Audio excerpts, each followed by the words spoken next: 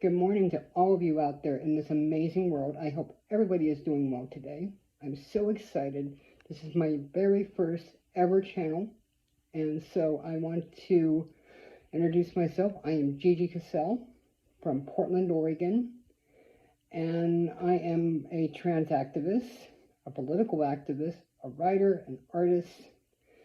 I have been actively involved in transgender equality for 12 years. I've also been transitioning for that long. I go by she, her pronouns.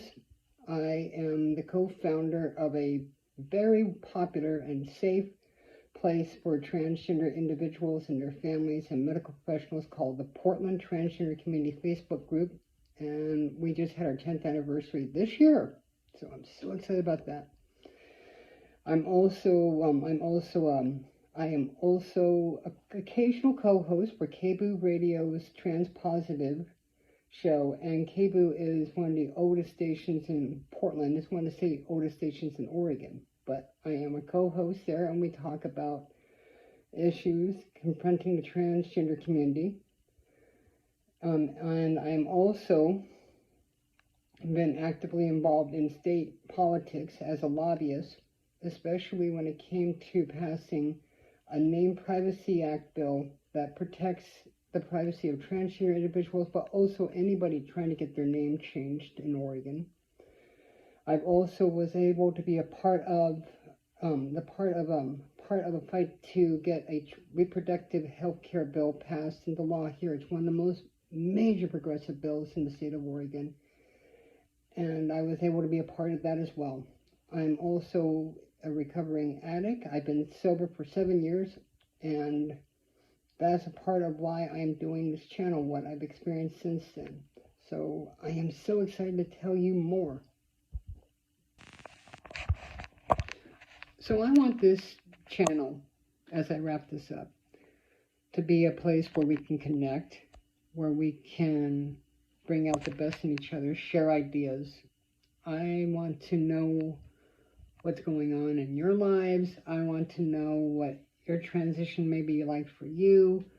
I want to discuss anti-trans bills or laws that are being passed and how we need to fight them. I want to show examples through living in Oregon as transgender. I want this to be a place where we can, discuss how we're going to win the upcoming election and make sure the MAGA Republicans don't take control. And this is a pro-democracy website because there's just too much at stake this year. I want this to be a place where we can, I want us to share our creativity. If there's a way you can show me your artwork through photos, please share them. I'm going to continue creating, and I want to be able to,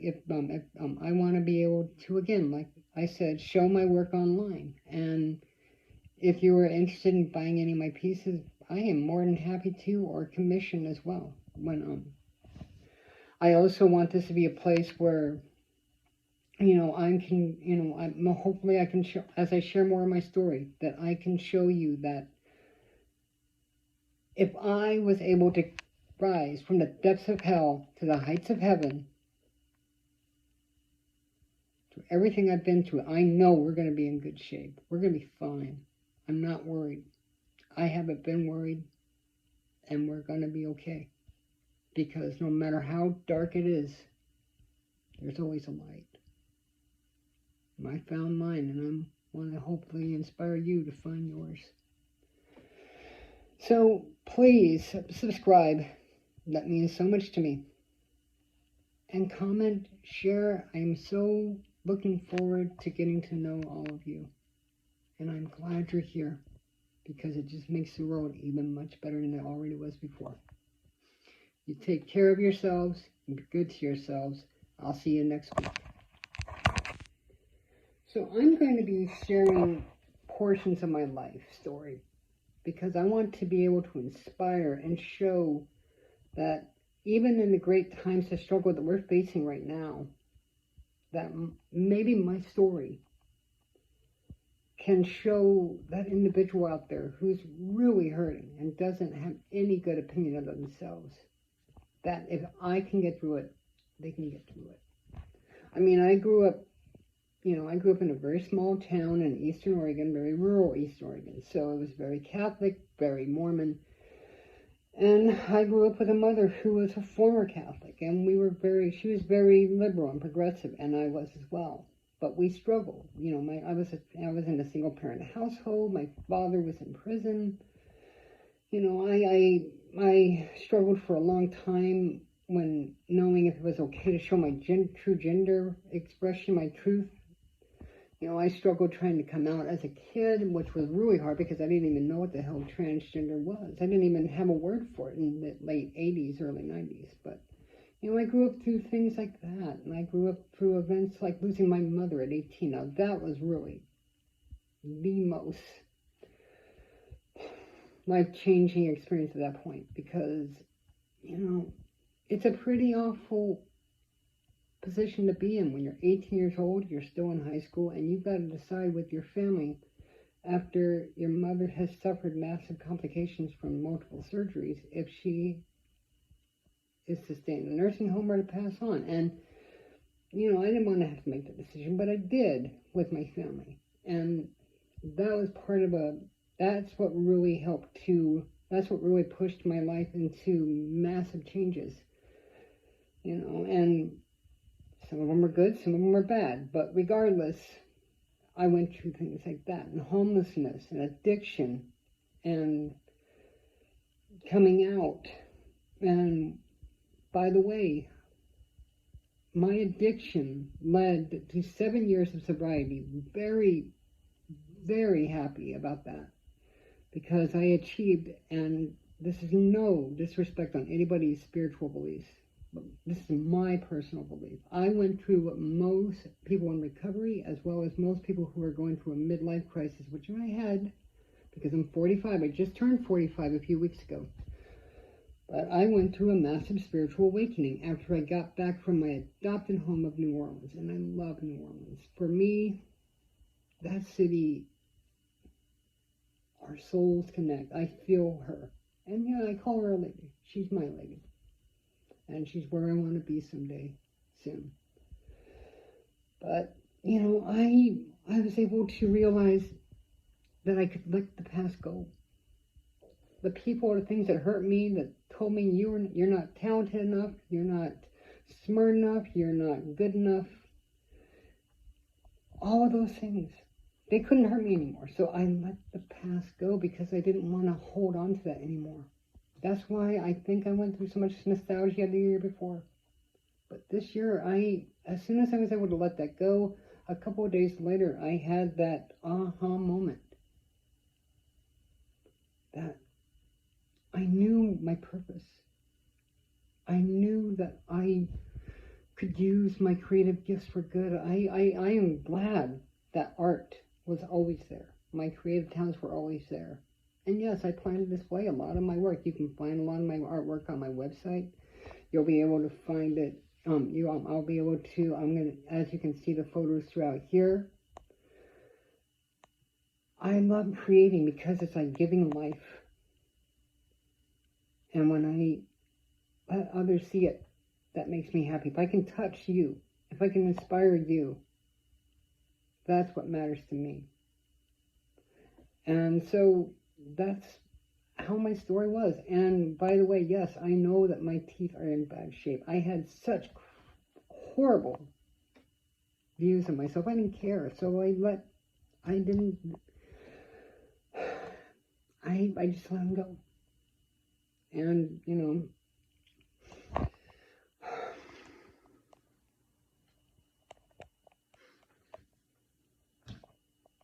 I'm glad I can just share this because I do want to have dental implants. I really want to have them badly, but when you're on disability, it's kind of hard to get access to that. Although, I will say, part of my spiritual awakening was being able to save up. Even though it meant sacrificing the holidays, I was able to save up, be resourceful by finding the best offers and best deals, and I was able to take that lovely trip back home just on disability savings outside of my rent and bills. And that was I felt pretty awesome about that. because it just showed me that I can do it. By the way, if you recognize me, it's because a couple of years ago, believe me, it was unintentional. I didn't even know I was doing it. I just assumed that because at the time, Care Oregon, which is my health care program through Medicaid and Medicare, had just started covering transgender procedures and treatments. So I thought, oh, okay, they were covering facial feminization surgery. So I asked my doctor at the time to send a referral to a surgeon. She did at OHSU Hospital, which is, they do great work. I've had several procedures there with my eyes as well as this surgery I'm discussing. So I got a referral, I got an appointment made, I got a letter from my therapist. I thought, it couldn't hurt to have it. And so I really hit it off with my doctor, and we talked about it, and we discussed how it wasn't cosmetic. It was because, at the time my hairline was my upper face, my hairline, my brows, my brow bones, my everything. It was very male at the time. That's the misfortune for a lot of us trans women or femme non-binaries, is that unfortunately, while estrogen can help a lot, it really does, it does not correct our face. It does not correct our bone structure. That's something testosterone has affected permanently. So we agreed that it was not cosmetic, it was medically necessary. So we really hit it off. And a couple months later, I'd been woken up from my sleep. Over a phone call, I got approved for surgery. I asked which one. She said facial feminization surgery. I was like, wow, okay. So I had the surgery. Everything went great. And by the way, funny story. Funny side, but my phone had been down for a couple of days, so when she came in to see me, she said, I was trying to reach you. They approved you for another part of the surgery. I signed the paperwork, had a procedure, went to Basic Rights Oregon after I healed, told them about it, and I found out, I got called in a week later and was told that I had changed I was apparently the first person in Oregon to have facial feminization surgery covered by Medicare or Medicaid, because it wasn't covered. It was a fluke accident. Somebody had just blindly approved it. But I was able to allow that. That's what propelled me into trans activism, because I was able to allow as you see in these photos, I let it online. I shared these photos online with people. I wanted to let them know, because I'd never seen anybody actually going through the physical recovery of the surgery. So when I talked about what had happened and the revelation, I became recognized, and apparently people still talk about it. I just kind of hid away from it. I wasn't comfortable yet with myself, so I wasn't comfortable with other people, but it did propel me into political work, and that's how I became a lobbyist, and that's how I pushed for reproductive right health care, trans healthcare, transgender rights in general, progressive policies, all of that. But it was primarily passing the most progressive reproductive law in the country just a couple years ago, which was so important last year when Roe v. Wade was overturned. I still get angry. Thank goodness my mother was not here to see that. But it was that, plus a name privacy bill for transgender individuals, plus people who have been the victims of domestic violence, because before their new names and changes would be open and displayed at the courthouse. Now that's not okay. Now they can't do that.